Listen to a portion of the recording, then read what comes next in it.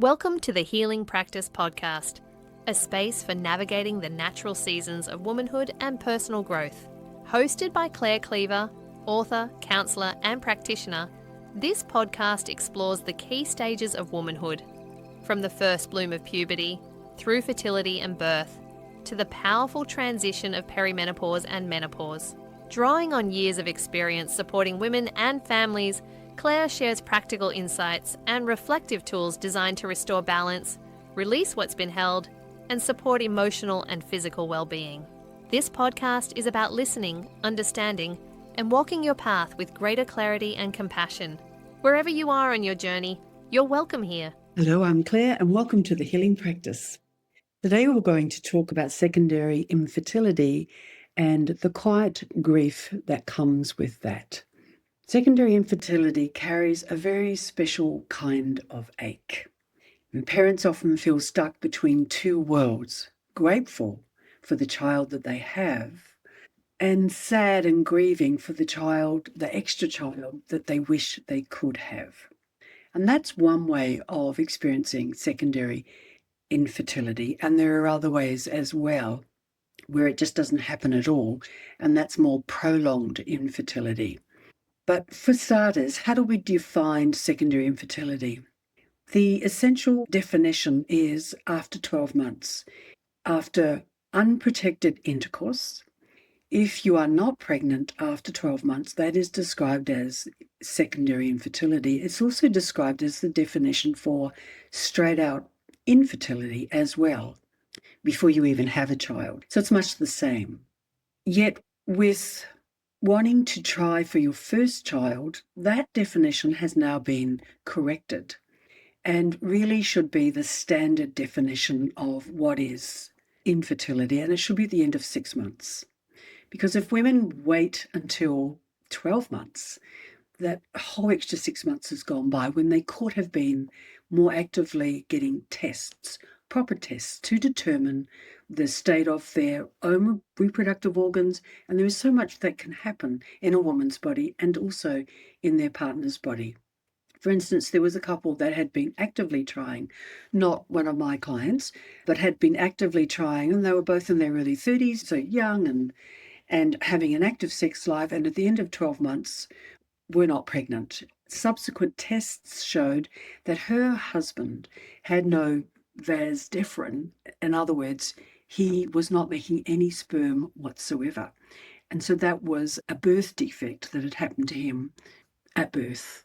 And if they'd known that much earlier in the piece, right at the beginning, they decided to start trying, as we call it, then they could have looked at other options. So that's just an example of why 12 months is much too long. 6 months ought to be the better cutoff. Start checking tests and see what's going on. But in this particular instance, we're looking at the grief that invades, if you like, the family setting when you already have a child and you so fervently wish for another child, and at the end of 12 months that has not happened.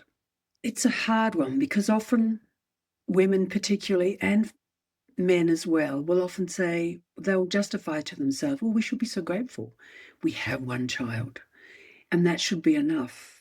Yet there is this almost like a unrequited love, this lingering deep desire for a second child to complete the family. And the guilt that comes with that, oh, we shouldn't be wanting that. We should be, happy with what we've got. Look at other people who are struggling and they can't even get a child, but still. So it's like, how can that sit side by side? And so it's a hard one. And often society and friends and family do not support that disquiet that sits with the couple of wishing. And to be told by others, I mean, you might say it yourself, it's very different when you say it, I should be content with one. But when other people say, you should be content with one, you are so lucky you have a child, which isn't their place to say, but people will say it anyway. And so mostly, how do you deal with the quiet grief is, there are lots of ways to journal. And I don't mean to dismiss your feelings by suggesting to you that you write them all down, but really to consider journaling as a safe space to hold your feelings, to know that you are more than entitled, that you are allowed to feel this deep grief. And by writing them down, you give yourself full and complete permission to do so. That's the purpose of a journal, to capture the way that you feel. Because sometimes the woman will hold on to that lingering grief much longer than her partner will. Men have a different sort of capacity to grieve, and the way that they grieve is always different. It always has been. And so a woman talking to her partner about her ongoing feelings of grief, I wish that we could, and yet no amount of trying will make it so.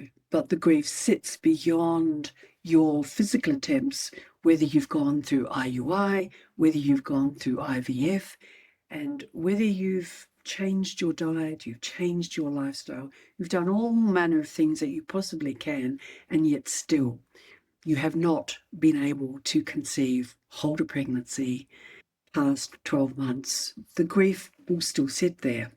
And so at some point, you will come to that place where you accept. And acceptance is always hard because it's like, it can seem like a place of, surrender, that this is it. This is the end of the road. We've tried so hard. I've tried so hard. We've done everything that we could and still nothing. The best advice, the best fertility treatments, the best of everything has still not delivered us what we sorely want. And adoption may not be where you want to go. You may not wish to foster a child. And that may be a conversation for later on. But in this space of the quiet grief that you are sitting in, that you are absorbing, it's about coming to that place at some stage or other, the acceptance of this is not going to happen. And really letting the feelings wash through you. And one of the most useful responses to being in deep grief, particularly deep grief, because the feelings are so deeply internal and personal, is to recognize that no matter what you are feeling in the moment, that feeling after 90 seconds will have shifted. Even though it might seem that you are going to be stuck in the full deep gloom, the full weight, the heaviness of that feeling of grief, the reality is it will shift after 90 seconds. Not that I am telling you to hold a counter to see if that's the truth or not, but we cannot hold these dark, heavy feelings for longer than 90 seconds. It'll shift, it'll move away, and yes, it will come back, and it may come back less, and it'll be triggered by other things that are happening around you. But nonetheless, at the end of 90 seconds, it will shift through you. And in that shifting through you, there's always a space of, a breath, where things are not quite so heavy, and you can move forward, you can move on, even though a part of you will still hanker for that wish for another child. And so how can you shift the energy and step out of the high stress clinical world of the fertility journey? That has its own special flavour and length of time, but mostly you will have reached that point.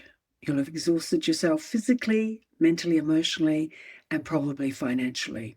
And you'll probably have stepped back. Okay, that's the last cycle. We're not going to do anymore. We're just going to leave it like that. And so often with secondary infertility, it's like taking a break. Other people will do that too. And it will depend on your age. It'll depend on the quality of the eggs. It will depend on how many eggs you've frozen. If you were mindful and thought about it early enough that you might have earlier eggs that you can use. There are so many variable factors, but nonetheless, all of these things can be used for future trying if you so wish. Or you may have come to the end of the road where you have said, that's it. We are not going to try anymore. We are going to move on with our lives. We are going to invest all of ourselves in this beautiful, wonderful child that you are so grateful to have.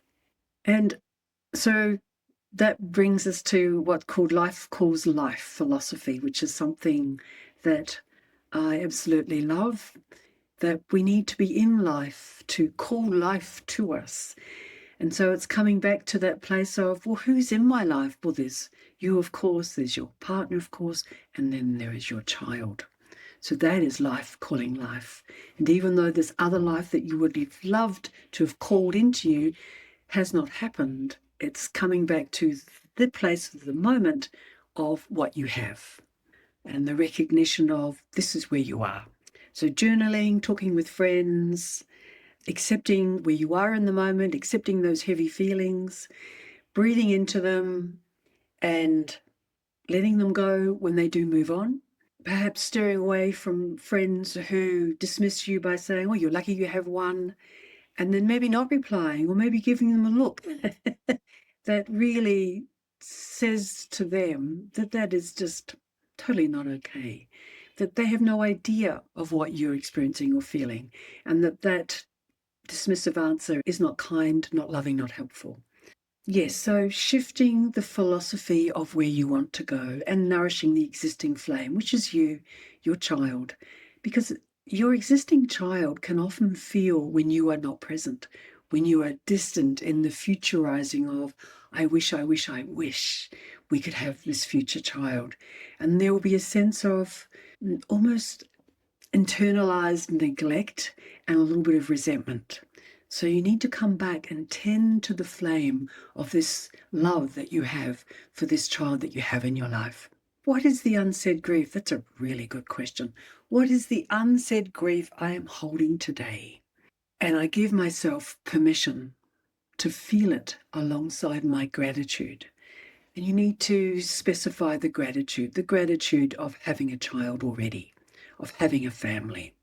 So just a reminder, especially not when you're in the thick of it all, but when you have a little inkling where it just starts to come up, what is the unsaid grief I am holding today, almost as an intention for the morning, or even before you go to bed. What is the untold grief, the unsaid, untold, unsaid, unspoken, unfelt grief I am holding today, and can I give myself permission to feel it alongside my gratitude? I really like that.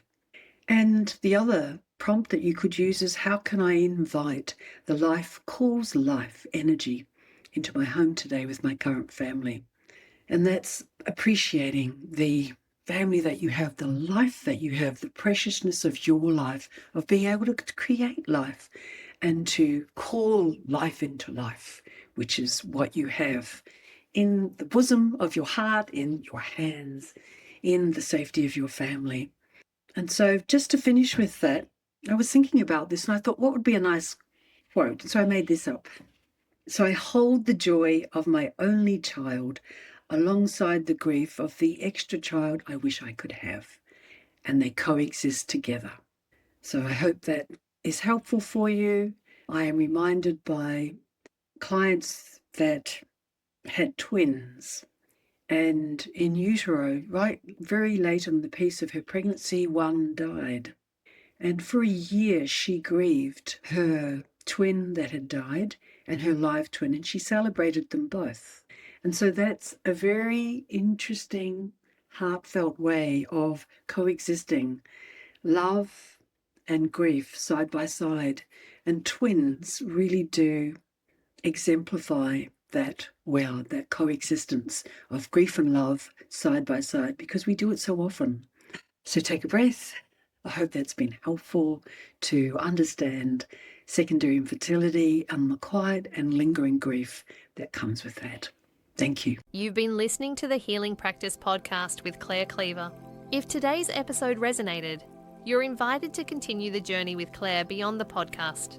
You'll find books, guided resources, workshops, and opportunities to work with Claire one-to-one at thehealingpractice.com.au. Whether you're seeking support, understanding, or a deeper connection to the season of life you're in, there's space there to explore at your own pace. Until next time, trust your body's wisdom, honour where you are, and move gently through the season you're living.